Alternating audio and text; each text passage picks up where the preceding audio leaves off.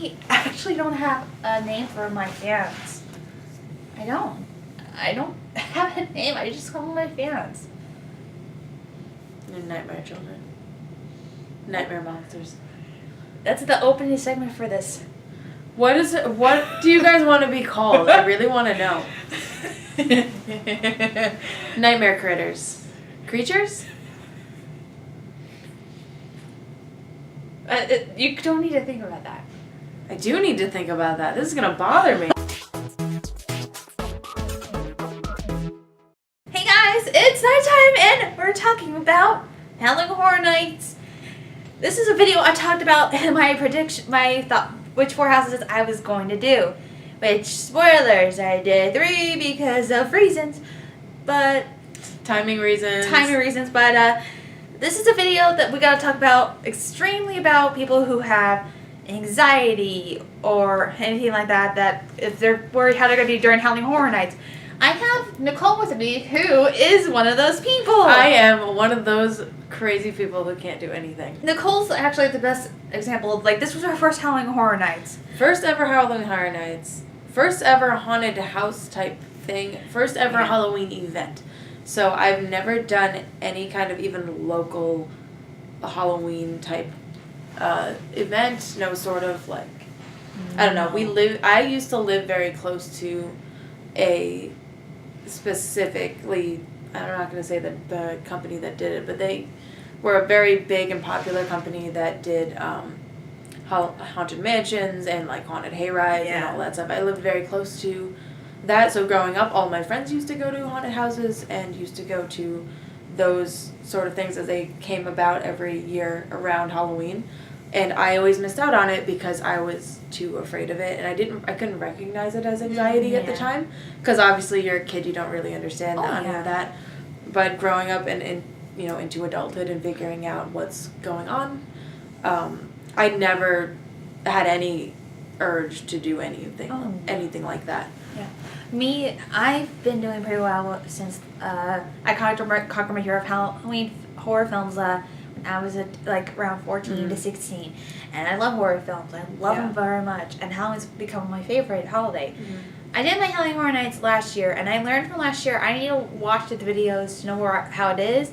But also, sometimes your own phobias that you never forgot you had will resurface. But this year's Halloween Horror Nights had an 80s theme, and this was the one Nicole said, I want to do this. I have to do this. I want to conquer my fear. I never liked horror movies. I never liked anything like that. I'm very scared of jump scares. I'm very scared of darkness. I'm very scared of enclosed spaces and loud noises. So I was making jokes about it on the way there. I felt like I was gonna feel like Bruce Banner in Thor Ragnarok, where he was on a planet designed to stress him out. That's how I felt, was that these mazes are specifically designed to elicit the sort of response that my body was giving me. Yeah. The problem is that a lot of people like that feeling. I was not one of those people that thought I was going to like it. So this is a video of how to actually do Halloween Horror Nights. And for people who have anxiety or have the fears of whether or not the actors are going to touch you or not.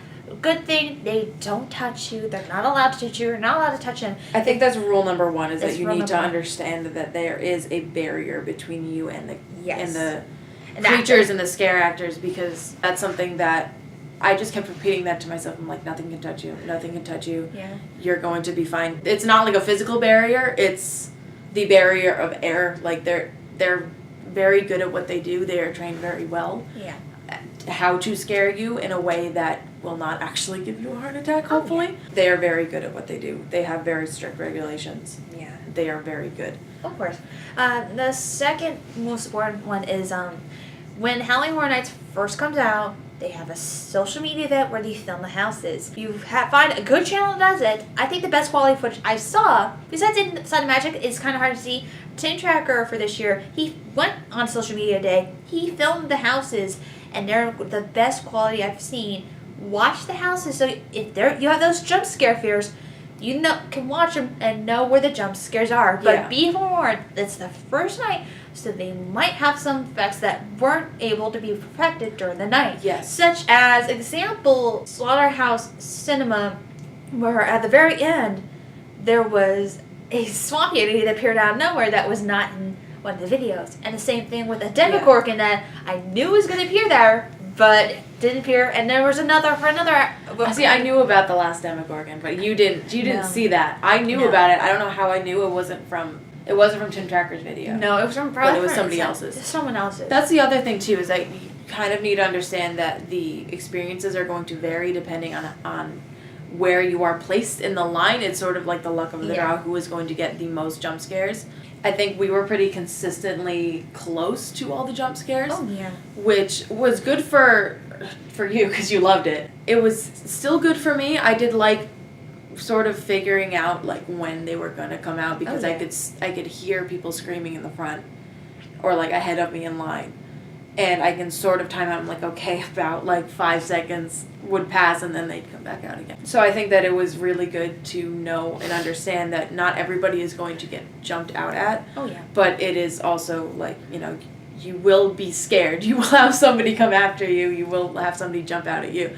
Oh, like, understanding that that's going to happen is kind of big. Number 3 is for some of the original properties, you don't know what they're going to be. Know the research of them, but if some have an actual film, like some of them did have a film or TV show like Stranger Things or Trick or Treat. You can watch them beforehand to know what the knowledge is, so that way you know what you're going to be facing. Mm-hmm. I think it's more fun too to know.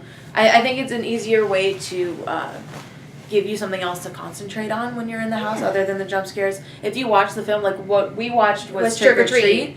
I had never seen it before. I watched it. We were having fun. We were laughing throughout watching it. And so it was wonderful. So cool to say, okay, I'm not going to concentrate on this weird guy jumping out at me. I'm going to look at like the set pieces that they created and place in certain ways. And I'm not going to concentrate on the werewolf lady who tried to bite my arm. I'm going to concentrate on the way they set up that scene and how beautiful it was and how cool it was that they brought it out. You could probably do that's related to it is that they make a tour for the unmasking the horror or whatever. The R.I.P. tour, which they do it during the day. Yes. And then there's also one at night where you're still being guided, but you're with groups where you get to the front of the line. So if you are interested in the way that these houses are designed and you want to sort of see how it comes to light, it kind of takes away some of the scare for you and injects a bit of fascination and more of a curiosity as to how they do it. Instead of like just the pure terror, you sort of know how it works. Like I would like to know how they did the Demogorgon makeup and all of that. So you can opt in for those sort of packages. They are a little bit more expensive, but I do think that they might be able to help. We did not do one, but I do think that the idea of it would be really cool and would have helped a lot. And another rule is if you don't want to get into any of the houses, the scare zones are actually a lot of fun to watch, and it's fun to watching people's reactions to them. And also, sometimes you could laugh at the people at your party that get scared. I was laughing at her a lot. For example, a couple moments where I filmed some moments, but there were a couple moments I was able to catch on camera where I paid attention to one scare actor and another scare actor freaked me out. And they're very good at ganging up on you. It's the same one twice, but there was film footage I filmed of one of the scare zones, the chunky one, and I got almost killed by a Care Bear, and Nicole wanted me to die. I didn't want you to die. I just wanted it to be a slow demise, maybe. It left me to die. That thing was scary, man. You almost left me with the army guy. Don't give me that. I was still with you. I didn't run away. Yeah, you were filming me. You weren't gonna help. You were gonna let me get eaten by this guy. Anyway, that's another thing too. Is that the scare zones are very fun. They're very fun. They're a little bit less intense. I would say that maybe recognize what your own sort of triggers are, the things that will set you off and make it worse. One of mine is tight spaces and not having the feeling of being able to get out, which I know there are exits along the routes and in the mazes. I understand that. I totally get it. I know that there are team members that will escort you out if you, for whatever reason, need to leave. I get that. I think that it is less intense to walk through a scare zone because you are not trapped at any point. You can interact with scare actors, and I do think that the interactions are a little bit more fun with the scare actors in the mazes. Or not the mazes, the scare zones. Because it's just, they're interacting with you. And you but the thing that I also noticed, though, is that if you, for whatever reason, want to stay in the scare zones, but you don't want to interact with the actors, get on the sidewalks. Yeah. They won't go onto the sidewalks for the most part, for what I noticed. Because when we were walking through Chucky, we walked through on the sidewalk so you can get sort of some of the shots, and they were staying on the street. Yeah. They stay on the streets for the most part.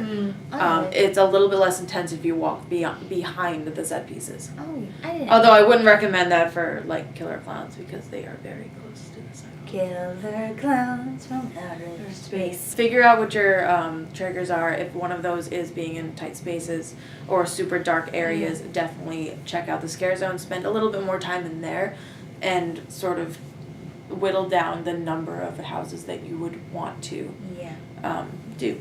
Another rule tip for people with anxiety is if you don't want to do any of the things we listed above, there are select rides open during the event. Except a couple of them will close at certain time periods. Like the ones that aren't open are The Simpsons, because I don't know why, because it was open last year. Jimmy Fallon won't be open because part of its queue is used for one of the haunted houses. Yeah, a lot of them are closed. They do keep some of them open. I think it's mainly because those are the ones that would draw crowds away. I mean, there's only so many times you can ride the Simpsons ride. Yeah. But I do think like Transformers calls for a lot of like traffic. I think that Gringotts. We got stuck in it, but that's nothing to talk about. That's a whole nother thing. But yeah, I think it pulls a lot of people to different areas of the park and maybe cuts down the lines for the houses a little bit. But for the most part, I think that you could go ahead and do those rides in between doing the mazes that you want to do or doing the scare zones. Because it does give you a chance to breathe and gives you a second to relax. And I think that's very important. Another thing is that you should probably stay hydrated because you don't want to confuse your own anxiety symptoms with something that's going on like physically outside of that with your body. So stay hydrated, take Advil if you need it for headaches, all of that. Stay ready with things like that so that you can address those problems ahead of time. Yeah, that we were actually more hydrated that night. And we had to be up for almost 24 hours at that time. Yeah. But that's a different story. That's a whole different story. You should sleep too. Sleep ahead of time. Sleep ahead of time, and don't be like us where very night we just arrived in Orlando after a few hour drive being up at early in the morning. Yeah, we left where we were at 4:30. Yeah. And then we got around to our hotel around at like 1 to 2, 3. At 3 o'clock, and then immediately went at 5. At 5 to Horror Nights. I would probably suggest not doing that. I would probably suggest doing really mild activities during the day. Or going to Horror Nights. Or arrive the day before and then be fully rested for that night. So do that. I also would suggest if you do want to do everything, you want to do all the houses, I'm not going to tell you shouldn't do that, but I do think that getting 2 days worth of tickets would probably work out better for you. Yeah. Just in general as a timing issue, because it is very hard to get all 10 houses done and all of the scare zones done in one night. Unless you did the Stay and Scream, that is physically possible. If you do the Stay and Scream and you have Express, if you're willing to pay all that money, but you could also just do 2 nights, which would probably be a comparable price anyway. Yeah. So I would probably suggest splitting it up, and that way it's less intense for you. You have less time where your heart is racing, and you have less time where your body is freaking out about it. It's a little bit easier, I think, to have it spread out more than just doing all of it all at once. It's also noted that I also watched Nicole through the whole entire thing, telling her, it's okay, you got me. If for people who have anxiety, you can't hold on to the person in front of you. So we were doing basically is I had my left hand on her shoulder and my right hand was like I was holding her other hand. And at some points, I just had my head tucked into her back because it was just easier for me to not see what was going on around me. And I find it really easy just to shut out noises. As long as I don't see whatever's coming at me, it's okay.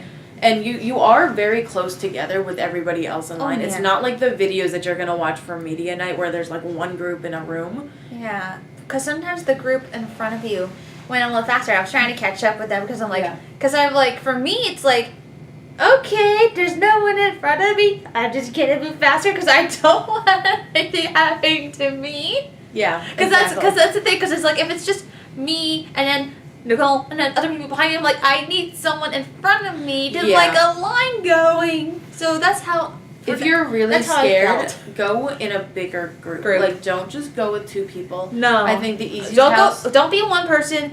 Don't be 2 people. We were lucky enough to have one of our friends, Ryan Hipp, which I'm going to link him in the description below. He's a very chill guy. He's the realist. He's great. Families are important. Families are important, guys. We're all family. You can tell we kind of rode with the Fast and Furious. We rode Fast and the Furious. It got weird. Fun. Okay. But he helped us with one of the houses and also gave us like nice tips inside Stranger Things, and it was very helpful. But it was kind of where I knew about the tip-off from the last Demogorgon was from his description of it. I didn't want to tell you that. I thought maybe you would have caught on to it, but I don't think you did. No, I didn't. Anyway, but he was behind during one house. I was in front, Nicole was in the middle, and Ryan was at the very back end. I do think you should be, if you are like one of those people that is very scared and you do get genuine like reactions to these things, which everybody would, but like if you get to the point where you think you'd have to leave, get between 2 people that you know so that you feel like you're shielded. You're not. You're no more shielded from it between 2 people you know than you are 2 people that you don't know, but you will feel better if you have one person in front and one person in back. Yeah. I think that the easiest house that we did together was Slaughterhouse Cinema. Because I did have her in front of me and him behind me because it was a little bit easier. But it was also a lot of fun. It was a lot of fun. I think that all of the houses were so much fun. Yeah, the only house we weren't able to do, one that I wanted to do, was Scary Tales. But mainly because it got late because we did a couple rides and we were getting very tired after a long day. But we did like 3 houses that were on my list and on her list too. It was my only list was that I wanted to do Stranger Things, and after that I didn't think I was going to be able to do anything else. Yeah. But I'm glad that we got to do the other ones too. But it was helpful and wonderful, and I cannot wait to go next year. And it's going to be the same for her for next year, hopefully too. I feel like I want to do it again. That's the thing, is that if you start to go and you don't feel like you're going to be able to do it, and you genuinely feel like your anxiety is so bad that you won't be able to do it, don't force yourself to do it. No. Maybe just go and stick with the scare zones, or go and stick with and ride the rides and do all of that. You don't have to do the mazes. Don't force yourself to do it if you feel like you're going to have a panic attack, or you're going to put yourself in a situation where you need to like have some sort of attention from a professional. Like, don't hurt yourself to do this. But I was thankful enough that I was getting bad, but it wasn't to the point where I wasn't functioning properly, if that helps.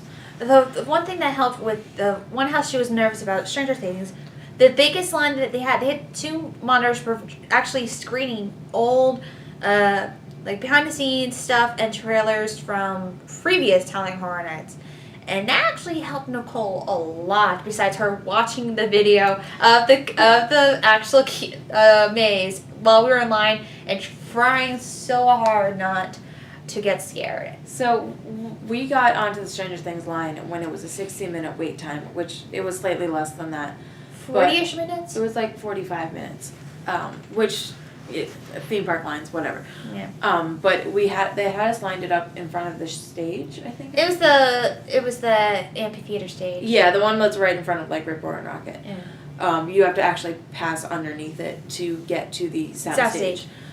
They had the 2 monitors that were playing, and they were playing old videos about the 20th anniversary and 25th last year, behind the scenes of last year, behind the scenes of like previous houses, the old like icons and all of that. It was very interesting to me, so I had something else to concentrate on. It helped a lot. Remind her it's not real. Like, it's not real. I can see the way somebody's designing it. I can understand that there are scare actors. I can see that there are it's all so fascinating to me how it comes together that it gives you that feeling that you're being chased by a monster from the upside down. It helps to see all of that. That's why I say that maybe do the tours, maybe think about it in the way that you are on a set. You are not in the actual upside down. You are not in the town from Trick or Treat, you know?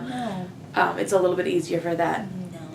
No. The other good thing that we did during the Stranger Things line that actually made me break was not actually in the line, it was in the in the maze. There's no spoilers, but we were going through and I was freaking out a little bit, and we had just gotten a bunch of jump scares, and we happened to hit at the exact times where all of the jump scares came out, like during that maze, which was great, I guess, but like it was a lot. There was one point in the maze, I don't want to spoil it for people, but like we looked over and all I saw was a bat with nails in it. And Casey started yelling, "Guys, Nikki, it's that guy!" And I just broke. No, I was like, Nikki, it's Steve! It's Steve! Look, they have a Steve! And I, like, when I get to a certain point with my nerves, it gets, I either break down crying or I break down laughing. And I was doubled over laughing in front of a giant monster thing with a face coming at me. Well, and no face. That's not a face. The face, the thing. I don't know what the flappies. It was gonna eat me basically. But like, there's this thing sitting right there, and I'm sitting here laughing in front of it, as if like that was a time to be laughing. Like it's good to go through with friends because sometimes it helps to have jokes. It helps to have people that. Yeah, that's the wonderful thing about it. But it was surprising just seeing a Steve because in like footage there was no Steve. But this monster is gonna get me, and I'm laughing because my favorite character is standing right there. And she's only seen season 1, by the way. Only seen season 1. Don't spoil it, please. Like, I'm gonna watch it. I'll binge watch it this weekend. It's fine. She's not gonna see my comments. If you not yet. Like I will say, I've already seen both seasons. I'm excited for season 3. Just it's gonna be fun, but. We binge watched the first season before because we knew that the house was only based on the first season. Yes. So I watched it and I wanted that section of it fresh in my mind, so that's why I only watched the first season. And also be very careful if someone has anxiety, when you push someone forward, be very careful how you step. There was a moment where she got scared, where she pushed me forward, and I almost lost a shoe. Yeah, I'm sorry about that. It's okay. You already apologized about that, but be extremely careful if you have anxiety and you're holding on to someone. Just be careful how you react and push them, because if be conscious of the people that are around you, whether you're with them or not, you're in that group or not. It is very important. I think that there were a couple times where I got pushed and then I pushed into you and I felt really bad about it. It's just that some people, you're going to run forward or you're going to hesitate a little bit. There was a point in the, I think, Slaughter Cinema House or Trick or Treat House. It was one of those two. Where there was a doorway and I could see flapping on one side of it, and I'm like, I knew there was a scare. Yeah. I knew it, and like she was trying to pull me forward. I was like, I don't like it. I don't like it. I don't like it. Like I was out. Like I was ready to duck out the side, which I didn't actually do during any of the houses, which I'm very proud of myself for. But I could see it, and like you just have to be kind of conscious about the way that they want you to move through the house too. Because they say no gaps, no moving, everybody moves at the same time. And there was a big gap. There was a couple of big gaps. Like, some people were not following in those directions. But I do think that you have to be very conscious about what you're doing and the way that you are. And I know that's kind of hard to say when you're in the middle of panicking. And I know how hard it is. I'm not a professional, obviously. I don't have... That's something I think we should probably discuss. We're not professionals. Neither of us are professionals. I just know my own experiences, and I know what I've gone through, and I know what I can go through and what I can handle. So that's something that I think you need to understand too. Is that you need to... nobody else can tell you what you can handle and what you can't. Yeah. So figure that out for yourself before you head into something like this, and understand that you do have an out regardless of whether you think you can get it or not. And one final thing, this is something that I forgot about, Nicole forgot about, my friend Charlie for his Halloween Horror Nights video. If you forgot about it, his channel's in the description below, or he did Halloween Horror Nights this year for over in Hollywood, and he wore earplugs. That was the one thing that we forgot about for Nicole to have. Mm-hmm. For people who don't like loud noises, earplugs are your best friend. I feel like I ended up watching a lot of the videos on no volume before I watched it. I think that was a bad idea. You have to watch it with volume. You need to understand. Know the sounds. Yeah, you need to know that all of the jump scares are accompanied by a sound. Yes. A lot of the times it's very loud and it's very close to your head. It is designed to scare you. It's designed to get that reaction from you, but sometimes it can be very overwhelming to the point where, it's not fun anymore. No. So be aware of the sound mixing. I think that the creators do a very good job at eliciting those responses, but I also think that they might be too much for you, and if that's your main concern is that the sounds scare you, if the jump scares are more auditory and not visual for you, definitely look into earplugs. I am almost grateful that I didn't get earplugs actually, because I feel like I need to hear when something's coming at me. If I feel like my senses are dulled if I don't have my ears. If I can't hear anything, so I would have felt less safe if I had no earplugs in. But if that's something that you think would help you, definitely bring them with you. I can't think of any other tips to give out. Do you have any other tips for anyone? Be conscious of who you're going with. Oh yeah. I feel like, and this is gonna be really weird for some people to hear, but there are some friends that you have that you probably shouldn't do a scary thing with. Mm-hmm. You probably shouldn't go into a scary haunted house maze with that one friend that says, "Oh man, you can do it. Don't be a weenie. Don't be a wimp. Don't be whatever." You really shouldn't be going into any of that. I was gonna say, is that me? No, that's what I'm trying to get at here. No. I'm trying to get at that there are some friends that you have that are really understanding and really helpful and really supportive and understand what you're going through and can sort of and try and help you out. And not say that they have to coach you through it, because obviously, your own problems are your own and they shouldn't be somebody else's. Yeah. But go with somebody who at least understands that sometimes you need to be able to leave. And sometimes you need to be able to go ride the Transformers ride a couple times, or go shoot aliens over in Men in Black. Yeah. Also be careful with, like Nicole mentioned, be careful which friends you bring. Don't have the friend that knows you're scared of things and will try and increase your nervous scares by pushing you or adding to the experience in a way that is just overwhelming. Yeah. Not to say that I truly have any of those friends, but there are some people that are like that, and they could be great people and whatever, they just don't understand what you're going through, and not everybody will understand what you're going through. But you just sort of have to figure out that you should at least have people around you that can understand. Or at least try to be accommodating to what you're doing. We had Ryan, who was actually understanding and also very Ryan was really good, yeah. Also, he did stuff reassuring. We did some chats and helped you take your fear, your mind off the house. I think that it helps to have people to talk to in the queue. I think that if you can strike up conversations about normal things that are not what you're about to walk into, I think that it's really helpful, because sometimes your brain needs to be distracted a little bit, and if you can have people around you that you can have conversations with and you can talk through it, and not concentrate on your racing heart and your breathing and all of that, because that's what I was doing definitely into the first house. I think that it was really good. And I tried to play music for her when we're in Stranger Things. She's like, I can't listen to music. I gotta focus, and I'm like, I try to help. I know.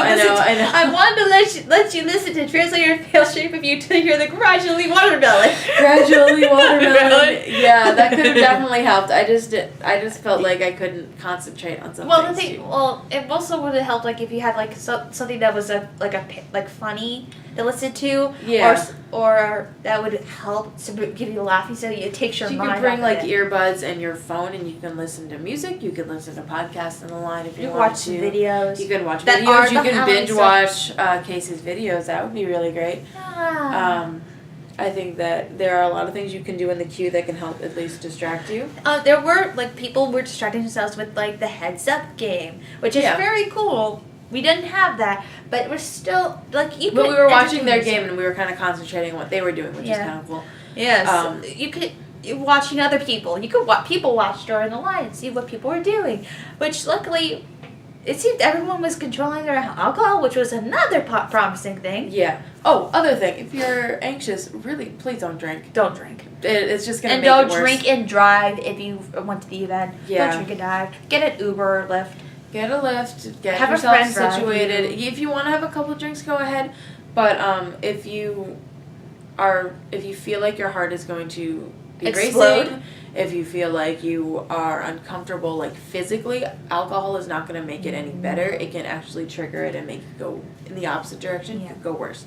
So I would not suggest doing that. I know some people say, like, I need to have a couple drinks before I go face off with a Demogorgon. No, let's not do that. Also, make sure that you use the restrooms as you do, even if you're use the restrooms. Please, nobody wants to have the whole maze shut down because you pissed yourself in front of Sam, like, from Trick or Treat. Nobody needs that. No. Chompy monsters do not like it when you wet yourself in their line. I think that's all we had to really talk about for this video. This was this was actually a lot more understanding and helpful. So, like, to recap, keep yourself occupied, know your limits, know your friends, know that there are other things you can do that aren't haunted houses, know what your triggers are, and get yourself in a situation where you know you can get out of, and make sure that you understand that it is in fact a set piece that you are walking through. And also research what you're going to get into, so that way do your research. Well prepared.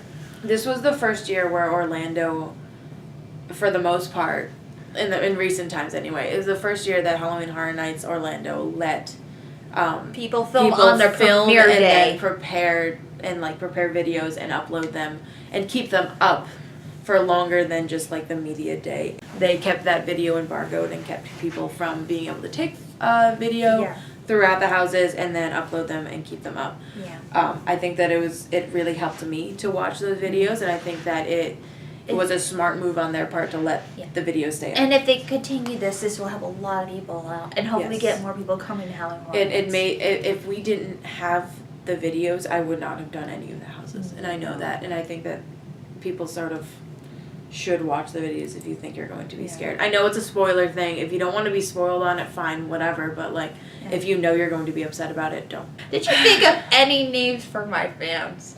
No, and I want you guys to leave that down below because it really bothers me that you guys don't have names. I don't want to do Little nightmare creatures. No. Y'all are okay. Nightmare monsters. Night monsters. No. Bye.